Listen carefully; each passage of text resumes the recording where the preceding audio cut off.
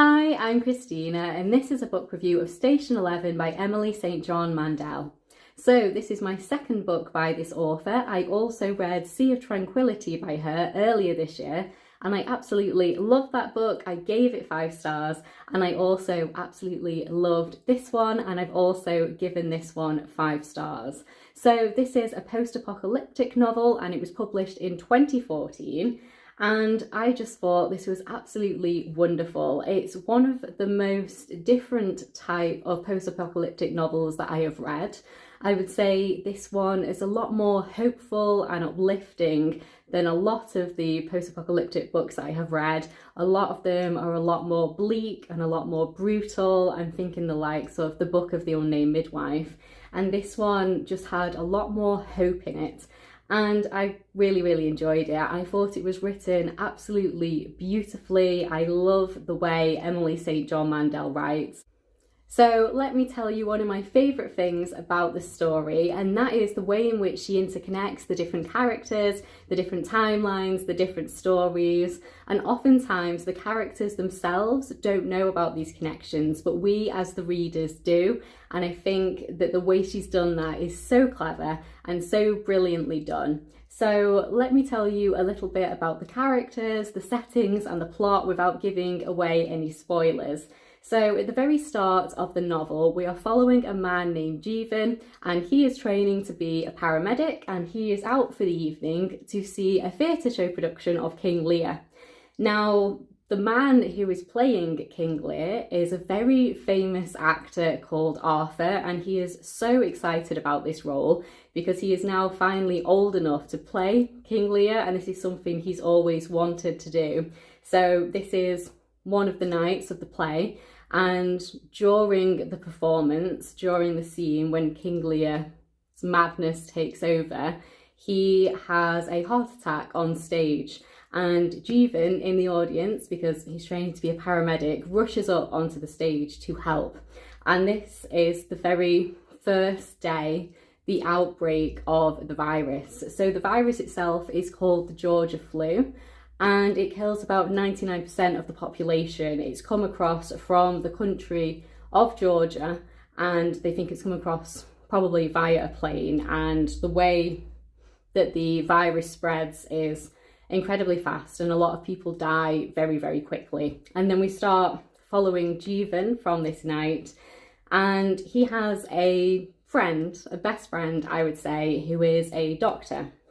And he's obviously seeing the events of the virus unfold very quickly, and he rings Jeevan to tell him what's going on. And upon hearing this, he immediately goes to the supermarket, stocks up on loads and loads of food, and then goes to visit his brother.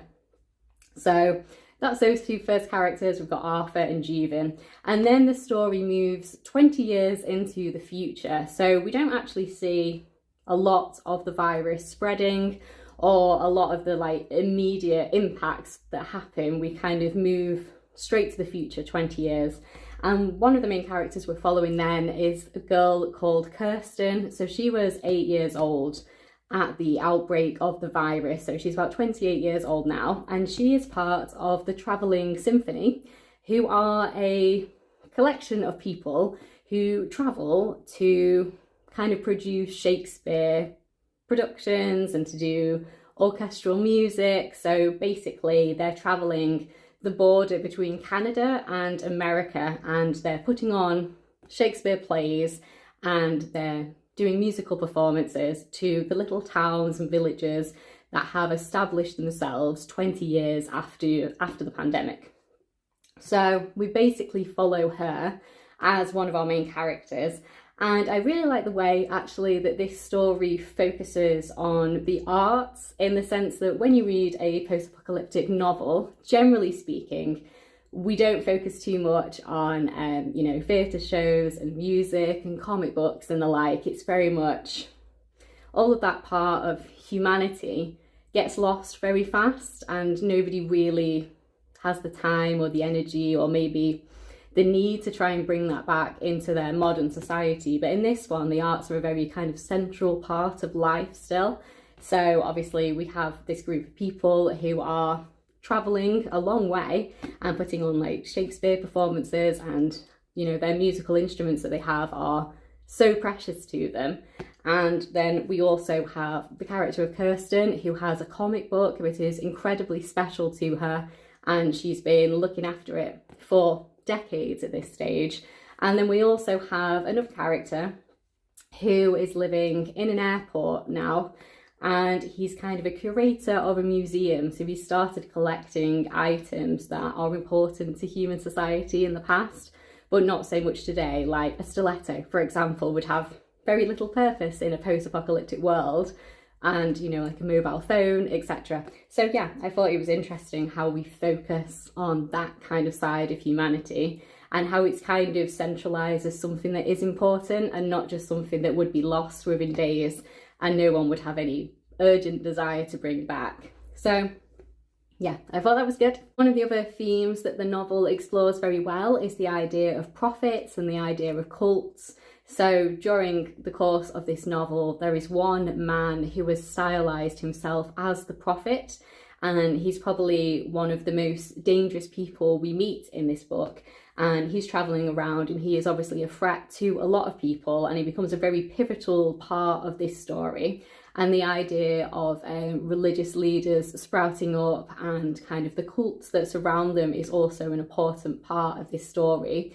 Now, in terms of me saying before that it's a lot more hopeful and uplifting kind of post-apocalyptic novel, I think it definitely is. It's definitely not as bleak, not as brutal, but there's definitely still aspects of it that are very brutal and bleak, but not kind of on the same level as some of the other ones that I have read. And in terms of genre, obviously it's definitely science fiction, it's a post-apocalyptic novel, but it also reads quite like a literary fiction novel, just because it is written so beautifully. And to kind of show that, I have marked so many different quotes that I thought were brilliant. So I'm going to read a couple of those to you now, just so you can get a little bit of the idea of the writing style. So one of the quotes that really impacted me in only the first 20 or so pages, and this is on page 15, and it really kind of showed the brevity and the scale of the pandemic. And it is, of all of them who were there at the bar that night, the bartender was the one who survived the longest. He died 3 weeks later on the road out of the city. Just remember sitting there reading that and thinking, wow, it really felt very impactful. So that's that one. But I thought this one was just so well written, just because the way she's describing this woman, you can literally just visualize her in your mind by the amount of description she's given you. So this is on page 72. The journalist is beautiful in the manner of people who spend an immense amount of money on personal maintenance. She has professionally refined pores and a $400 haircut, impeccable makeup and tastefully polished nails. When she smiles, Arthur is distracted by the unnatural whiteness of her teeth, although he's been in Hollywood for years and should be used to it by now. Like, you can literally just conjure up that woman in your head. I think she is a brilliant writer. This one, I just really liked this quote. So this is on page 97. She shows up on his hotel room doorstep with 2 suitcases, having walked across the lobby with such confidence that anyone would think she was a guest there. The best advice her mother ever gave her, walk in like you own the place. I think that's really good. So the next quote that I've marked starts on page 186 and it ends on page 187. I've been thinking lately about immortality, what it means to be remembered, what I want to be remembered for, certain questions concerning memory and fame. I love watching old movies. I watch the faces of long dead actors on the screen and I think about how they'll never truly die. I know that's a cliche, but it happens to be true. Not just the famous ones who everyone knows, the Clark Gables, the Ava Gardners, but the bit players, the maid carrying the tray, the butler, the cowboys in the bar, the third girl from the left in the nightclub. They're all immortal to me. First we only want to be seen, but once we're seen, that's not enough anymore. After that, we want to be remembered. I think that is such a brilliant passage. Really, really good quote. So this is the last quote that I'm going to share, and it really tells you more about the virus itself in this novel, and it's on page 235. Can you tell us more about about what people should be looking out for, the symptoms, the newscaster asked. Same things we see every flu season, the epidemiologist said, just worse. So, for example, aches and pains, a sudden high fever, difficulty breathing. Look, the epidemiologist said, it's a fast incubation period. If you're exposed, you're sick in 3 or 4 hours and dead in a day or 2.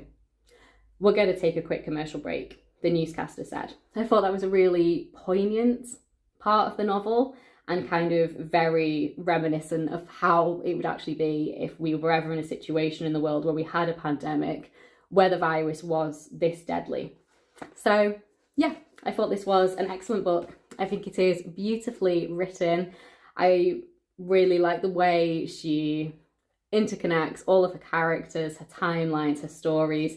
It's very cleverly done. I think it's absolutely brilliant and I would highly recommend it. So like I said, this is the second book that I've read by this author. I have also read Sea of Tranquility, and I do have a book review video on that one as well if you would like to watch that, which I will link down below.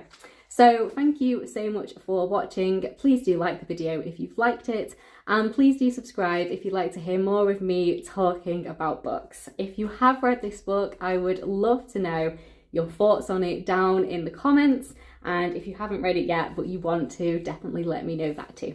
All right then, I'll see you in my next one.